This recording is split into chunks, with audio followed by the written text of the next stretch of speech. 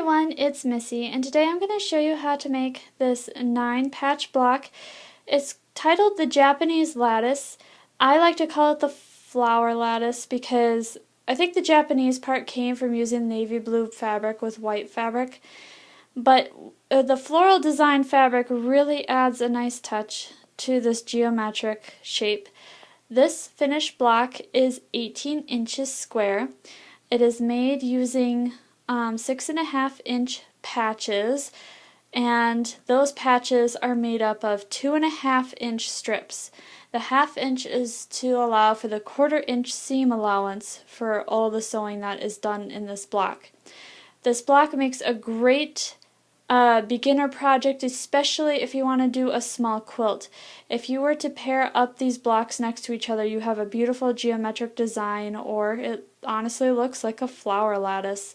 So get ready to start sewing.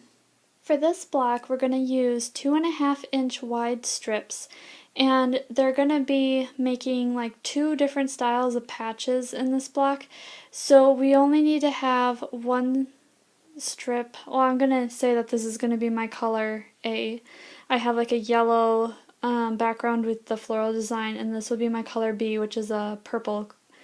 And what I'm going to have for color A then is one strip that's 13 inches in length, and then I'll have 2 strips that are 45.5 inches in length. Now, if you can't get fabric that's 45.5 inches out of your stash, just cut 4 strips that are 26 inches in length. And then for the purple, I am going to have 2 strips that are 13 inches in length and 1 strip that's 45.5 inches, or like I said, you can use 2 strips that are 26 inches in length to get the correct number of patches for your block. And with the 2.5-inch wide strips, we will be using a 1/4 inch seam allowance when we sew. That will make our strips 2 inches wide finished. I have my sewing machine set up for the straight stitch. I have the automatic reverse and cutting. If you have that available on your machine, you can go ahead and use it. If you don't, that's okay. I'm using a Brother SC400. And then I also have my stitch length set to 2.5 millimeters, which is the standard length. And where it says the zigzag, it says 3.5 millimeters. That is just my needle position. My needle is positioned in the center because I am using the piecing block or quilt piecing block foot. However, you don't have to use this any foot, like your zigzag foot or a straight stitch foot will work just fine. I just use this foot because it's in my collection and it has the 1/4 inch designation. The front part of the foot is 1/4 inches here, so I could tell how I'm sewing a 1/4 inch piecing. So it's just a specialty foot that you could pick up and use with your machine. Otherwise, we will get started. What we're going to do is we're going to start with the 13-inch long strips first, and I am going to sew 1 purple strip to 1 yellow strip. Okay, so I have my strips of fabric right sides together, if I can show you. So I put the right side of my fabric together, and I put them in my machine to get them to sew in a straight stitch, and we're just going to sew all the way down the strip. Nothing fancy, great beginner project to start out with. And I'm just doing it at a slow speed, but you can go as fast as you want. I recommend if you're just starting out to go at a slow speed, making sure that both material meet on this edge. And once I have the strips sewn together, I will show you the next step. So now that I have sewn my strip together, I'm over at my ironing board, and I'm just going to iron first by pressing to set the seam. I have my darkest color on the top, which is my color B or my purple, and that's because I'm going to flip the seam so it's underneath that color.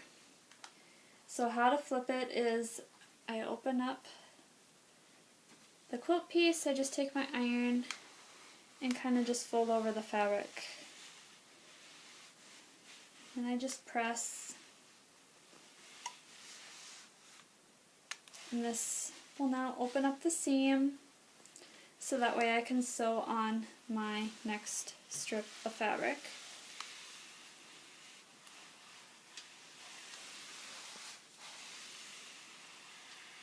just like so. Once you have your seam pressed open, the next part of this block or this patch is you're going to sew another color B to your color A. So this is my purple color. I'm just going to flip this right sides together and I'll sew down this edge, and again flipping the seam when I press towards the purple. When you have that done, you can move on to your next set of strips, and this is going to be the opposite color layout. You're going to have color A, color B, color A. You'll be flipping the seams again towards your color B or your darker color, and so all your seams will be flipped towards the purple in this episode anyways. So I'm just going to finish stitching out these strips and then I'll come back and show you how to cut the patches. Once you have all your strips sewn together and pressed, we're going to cut 6.5 inch patches. Now I have the 6.5 inch ruler, which is really handy because I can actually square up my patches too with this ruler, making sure that they're perfectly 6.5 inches around. So what you want to do is out of this color combination, we have A, B, A, you want to have 7 6.5 inch patches. And this other color combination over here, we have color B, color A, color B. You only need 2 6.5 inch square patches. So I'm going to cut out my patches and then show you the layout to sew the block together. Okay, so here's the layout of the block. We have 9 patches, so we're treating this as a 9 patch block. And I'm going to take the two patches that I cut from those 13 inch strips. I'm putting one horizontally on the bottom center. I'm putting the other one up here on the top, so the top center, and again horizontal. The other 7 blocks that we got from our longer strips are placed in the remaining 9 squares. So this one be vertical, horizontal, vertical, vertical, vertical, horizontal, vertical. And that kind of creates our lattice look.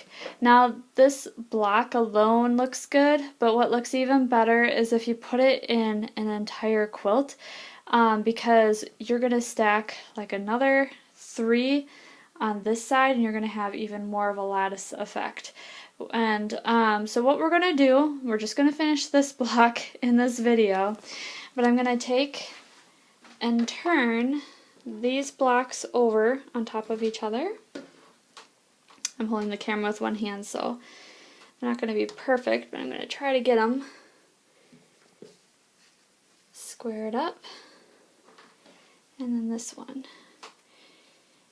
And then I'm just going to sew one long strip along here. Then I'll iron it so the seams are facing outward.